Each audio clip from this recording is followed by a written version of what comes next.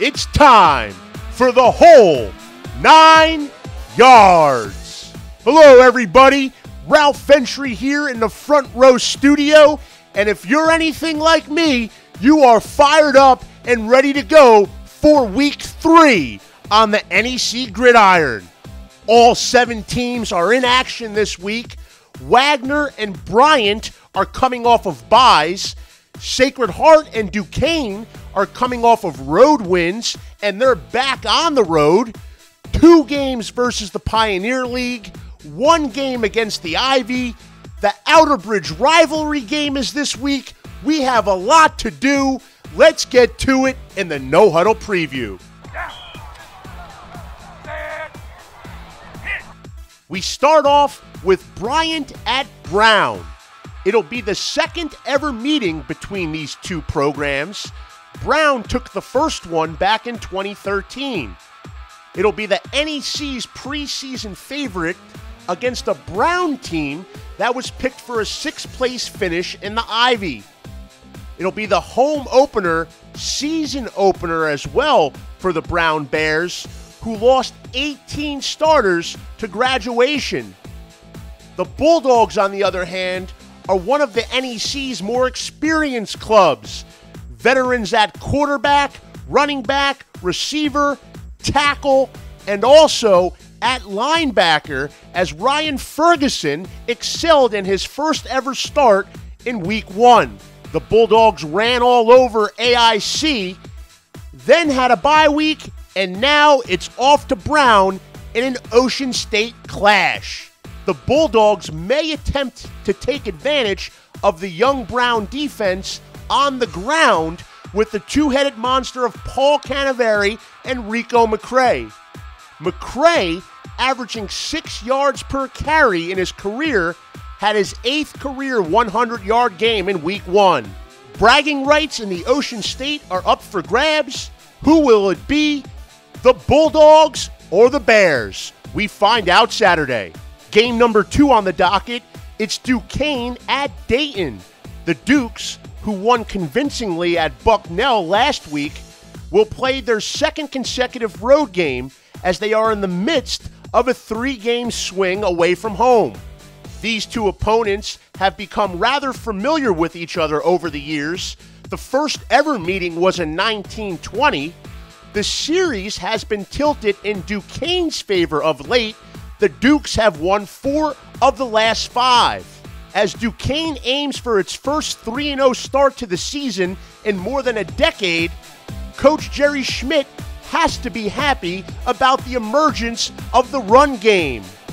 The Dukes are averaging 5.7 yards per carry over the season's first 2 weeks, a vast improvement from last year's average. That only bolsters an already potent passing attack. We'll see if the Dukes can fly high over the Flyers in Dayton Saturday afternoon. Next up, Central Connecticut against Bowie State.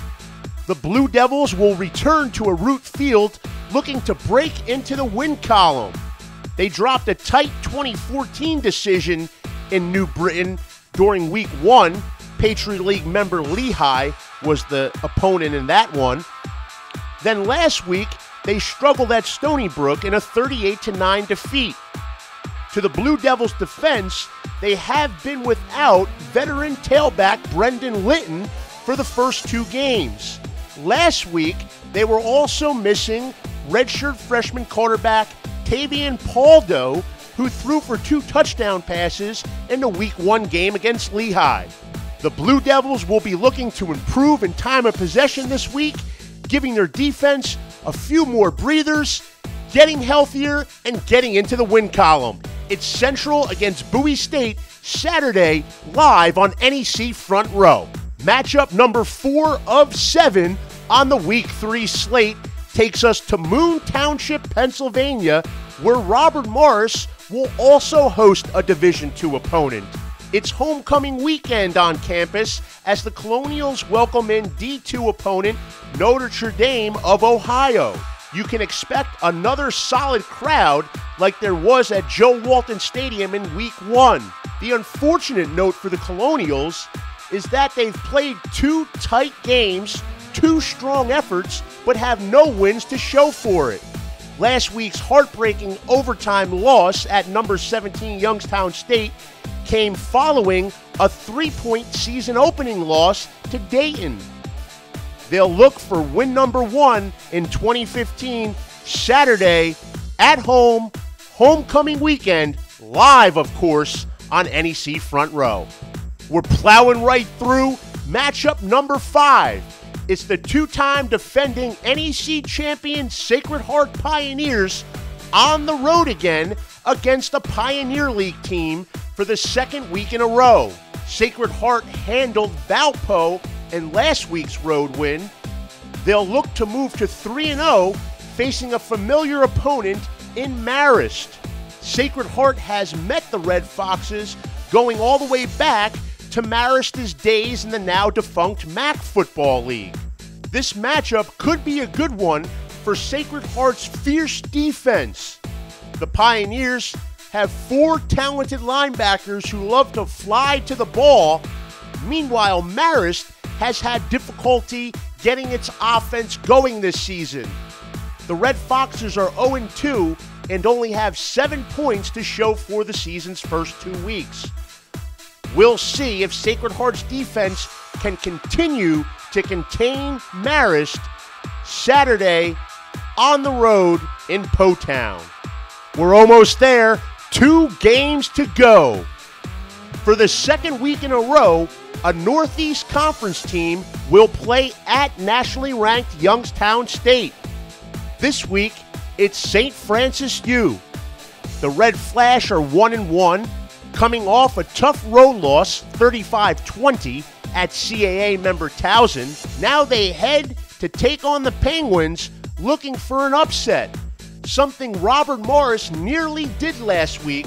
The Colonials fell 21-14 in overtime. If St. Francis is watching that Robert Morris Youngstown game tape, then they have to be encouraged by the fact that Ramses Owens had his way. The big man rumbled for over 150 yards against YSU. Will the Red Flash have similar success with the 2-headed tandem of Kahari Dixon and Marcus Bagley? Well, that certainly would help their upset hopes. The Red Flash are going to need a Mike Stokovic-like performance to contain Youngstown's 2 dangerous running backs, Martin Ruiz and Jody Webb. This game will be won in the trenches and on the ground. You'll find out whether it's the visiting Flash or the homestanding Penguins Saturday live on ESPN3. And we close out the No Huddle preview with the Outer Bridge rivalry game. It'll be Wagner's home opener as Monmouth comes up from the Jersey Shore and crosses the Outer Bridge onto the Rock. These 2 sides, they're no strangers. They've met every single season since 1992. The series is a tight one. Monmouth has won the last 3 to surge ahead 12-10 all-time against Wagner. There are some coinciding similarities between the 2 sides coming into this one. Both teams are looking for the first victory of the season, and both took tough losses at FBS foes the last time out. Monmouth opened the season with a home loss to Holy Cross, then traveled out to Mid-American Conference member Central Michigan, falling 31-10. Wagner opened the season falling 56-16 at CUSA member Rice, and then embarked on a bye week. The Seahawks may be a little fresher than Monmouth, having not played last week, but they're not completely healthy. They've been without left tackle Matt Diaz and defensive tackle Al Page, a preseason All-American, each of the past 2 weeks, and we have gotten no confirmation that either man will suit up this weekend. You'll simply have to tune into Front Row and see. It's the Outer Bridge rivalry, Monmouth at Wagner, 6 p.m. We'll have the coverage live and in HD. All right, after we've just gone the length of the field, you know what time it is. It's time for a Twitter Time Out. In this segment, we take a look at the top NEC-related tweet of the week. Well, we've got two of them this week, and basically, it's all about the love for Robert Marist linebacker Mike Stokovic. The native Texan went wild at Youngstown State in Week 2, flying around the field, making 11 tackles, forcing a key fumble that set up a Ramses Owens touchdown, and breaking up a pass. Well, as you can see, it made his significant other pretty happy, and the NEC has a fan down in Texas, Queen K. Hopefully, Katie and her friends from the Lone Star State will tune in to Front Row this Saturday to watch Stokovic in action during RMU homecoming weekend. A lot of social media love for the linebacker, and deservedly so. And now for the final segment of our show, let's look at some X's and O's. It's time to feature one key offensive player as well as a key performer on the defensive side of the ball. We start on offense. Bryant tight end John Lavin. He's one of numerous battle-tested skill position players on Bryant's attack this year.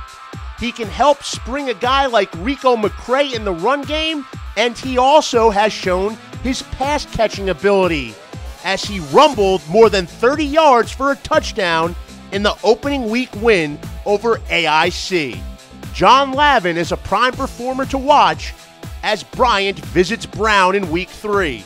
On the defensive side of the ball, the spotlight shines on St. Francis U's Lorenzo Jerome. Jerome is no stranger to the limelight. After all, he's the reigning NEC Special Teams Player of the Week for rolling 99 yards for a touchdown in last Saturday's loss at Towson. The key for Jerome this week, though, will be on defense from his safety position. He's a leader of that Red Flash secondary, and SFU will need key production from that secondary if they want to knock off the number 16 Youngstown Penguins. Robert Morris gave the Red Flash a bit of a recipe as its secondary was fierce against the run and was also competent in pass coverage. SFU will need some of that from Jerome and company come Saturday afternoon. So we went through the No Huddle preview, Twitter timeout, X's and O's. The only thing that's left, folks, is for you to enjoy the games this Saturday.